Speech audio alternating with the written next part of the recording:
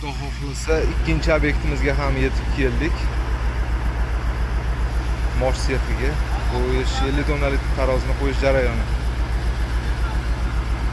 Assalomu alaykum barchaga. Mana navbatdagi tarozimizni Andijon viloyatining Baliqchi tumaniga Chinobod shaharchasiga o'rnatib berdik.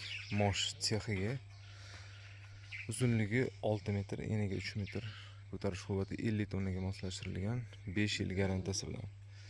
Kimga shunaqa tarozilar kerak bo'lsa, yuqorida telefon raqamlariga murojaat qilaverasizlar. Bugungi kundagi bu ikkinchi tarozimiz, bugunning o'zida o'rnatishimiz. Hop. Barakasini bersin. Kimga shunaqa tarozilar kerak bo'lsa, yuqorida telefon raqamlariga murojaat qilaverasizlar. Manzilimiz Namangan viloyatining Pop tumani. Endi akamiz atrofiga beton quysalar, bo'ldi, taroz tayyor.